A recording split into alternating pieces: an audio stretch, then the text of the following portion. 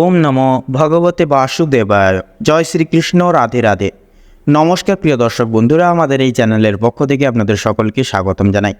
কালপুরুষের রাশিচক্রের চতুর্থ বিভাগের রাশি এবং চন্দ্র দ্বারা বিভাজিত গুণসমৃদ্ধিপূর্বক রাশি কর্কট রাশি এবং কর্কট লগ্নের জাতক জাতিকাদের মাসের এই মধ্যম ভাগ থেকে পুরোপুরি শেষের ভাগ কেমনভাবে কাটবে, ঐতিহ্যময় দিনগুলিকে আপনারা ঠিক কীভাবে পারাপার করবেন, আপনাদের সাফল্য কোন কোন দিক জুড়ে আসবে এবং আপনাদের কোন কোন দিক জুড়ে কোন কোন বিষয়বস্তুকে পরিপ্রেক্ষিত করে সাবধানতা পরিবিবেচনা করে চলতে হবে, অবলম্বন করে চলতে হবে।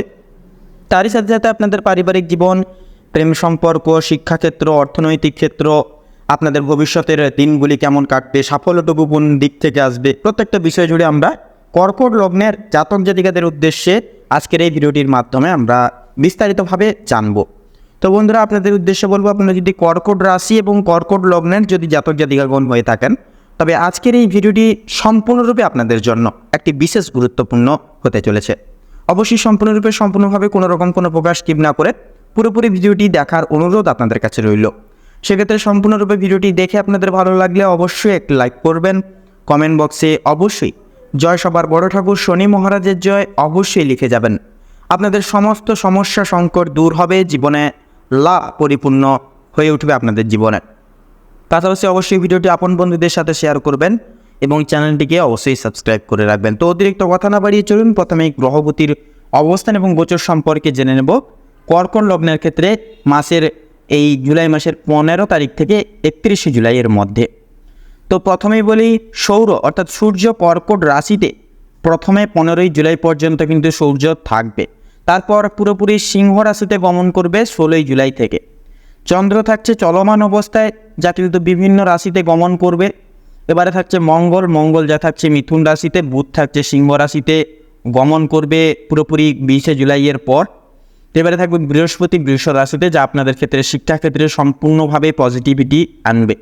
এবারে থাকছে শুক্র সিংহ রাশিতে থাকবে, তারপর 25 জুলাই থেকে কন্যা রাশিতে প্রবেশ করবে, যা কিন্তু আপনাদের ক্ষেত্রে অর্থনৈতিক টানাপোড়েন কিন্তু আনতে পারে, যে নিম্নলিখিত এই সময়কালের ন্যায় কর্কট লগ্নের ক্ষেত্রে।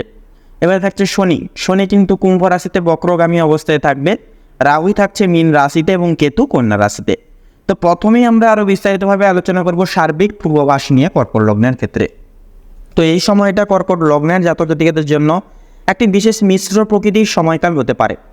রাশির অধিপতির অবস্থান, গ্রহের গতি এবং রাহু কেতুর প্রভাব সবকিছু মিশিয়ে সময়টা দুশ্চিন্তামূলক হলেও কিছু গুরুত্বপূর্ণ অগ্রগতির সুযোগও কিন্তু তৈরি হতে পারে বা তৈরি করবে।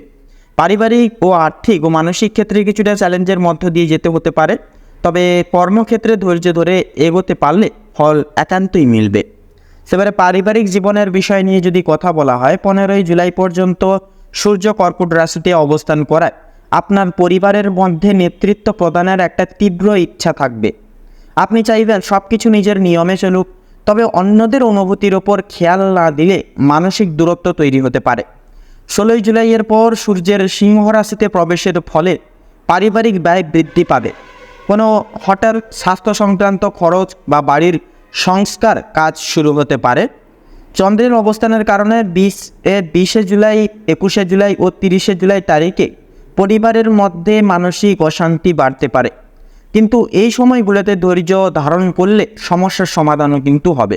এবারে কর্মজীবন এবং ব্যবসায়িক মানুষজনদের জীবনের নিয়ে বিশেষ কিছু কথা যদি বলা হয়, তো আপনাদের ক্ষেত্রে বলবো, মঙ্গল মিথুন রাশিতে অবস্থান করায় কর্মক্ষেত্রে গোপন প্রতিদ্বন্দ্বীরা সক্রিয় থাকবে সদৈব। পাশাপাশি আপনি যদি কোনো গোপন প্রজেক্টে কাজ করেন, তাহলে একান্তই সতর্ক অবলম্বন পরিবেদান্তে চলুন। পাশাপাশি যারা ব্যবসার সঙ্গে যুক্ত রয়েছেন দীর্ঘদিন ধরে, তাদের জন্য 17 জুলাই থেকে 24 জুলাই এই যে সময়কালটা কিছুটা ঝুঁকিপূর্ণ হবে। পাশাপাশি বিনিয়োগ ও ঋণ নেওয়ার ব্যাপারে অতিরিক্ত আত্মবিশ্বাস ক্ষতির কারণও কিন্তু হয়ে দাঁড়াতে পারে। যেহেতু বুধের সিংহ রাশিতে গমন 20 জুলাই, এর ফলে আর্থিক নথি বা কাগজপত্রে ভুল হতে পারে। অফিসে কাজের মোটামুটি অনেকটাই ভুল বোঝাবুঝি এড়াতে ভালোভাবে কমিউনিকেশন সকলের সঙ্গে রাখা একান্তই জরুরি হবে। তো এবারে আর্থিক দিকের বিষয় নিয়ে যদি কথা বলা হয়, বৃহস্পতির অবস্থান বৃষ রাশিতে কর্কট লগ্নে জাতকদের জন্য অর্থ ব্যয় নিয়ন্ত্রণ আনতে অনেকটাই সাহায্য করছে। তবে 16 জুলাই এর পর থেকে খরচ বাড়বে, বিশেষ করে পরিবারের সদস্যদের চাহিদা পূরণে। এবারে লক্ষ্য করা যাবে যে 25শে জুলাই থেকে শুক্র কন্যা রাশিতে প্রবেশ করায় দৈনন্দিন খরচ কিছুটা নিয়ন্ত্রিত হতে পারে, তবে ভ্রমণ বা স্বাস্থ্য সংক্রান্ত ব্যয়, বাড়তি খরচ বা বাড়তি চাপ কিন্তু থাকবে।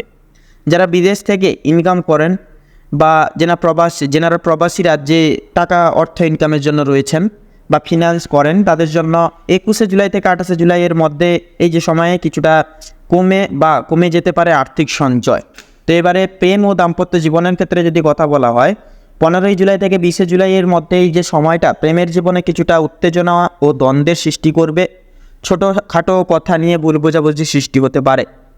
যারা বিবাহিত জীবন কাটাচ্ছেন তাদের দাম্পত্য জীবনে সংবেদনশীলতা বাড়বে।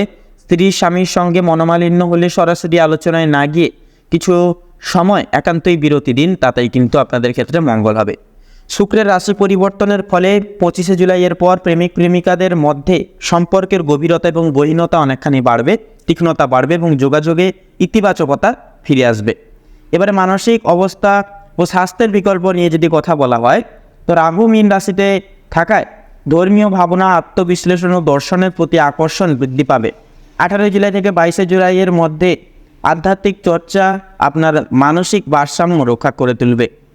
মোটামুটি এবারে মানসিক চাপও বিশেষ করে লক্ষ্য করা যাবে যে 20শে জুলাই, 23শে জুলাই এবং 29শে জুলাইয়ের এই যে এই তিনটি ডেটেই কিন্তু বাড়তে পারে অনেকখানি মানসিক চাপ।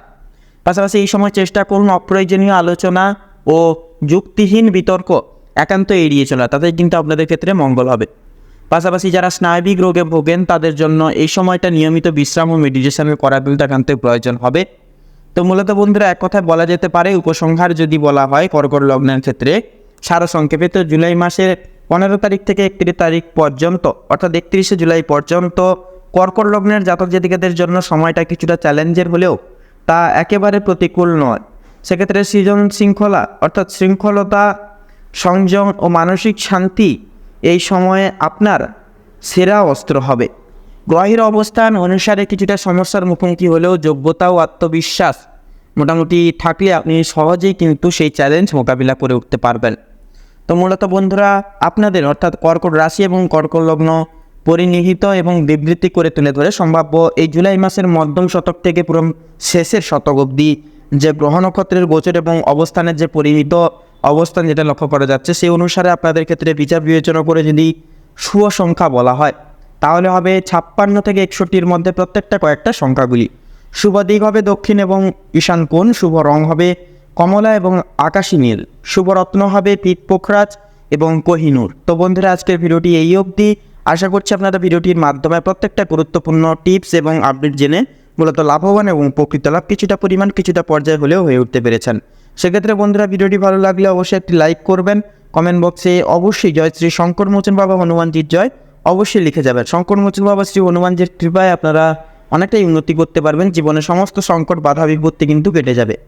তাছাড়াও ভিডিওটি আপন বন্ধুদের সাথে শেয়ার করে চ্যানেলটিকে অবশ্যই সাবস্ক্রাইব করে রাখবেন, যাতে করে এরকম আরও পরবর্তী প্রত্যেকটি গুরুত্বপূর্ণ তথ্য এবং আপডেট এবং টিপস যুক্ত ভিডিও সবার আগে সবার প্রথমে আপনাদের কাছে পৌঁছে যেতে পারে। আপনারা ভালো থাকুন, সুস্থ থাকুন, সতর্ক থাকুন। ঈশ্বরের কৃপায় দৈনিক জীবনযাপন খুব স্বাচ্ছন্দ্যময়ভাবে কাটিয়ে তুলুন।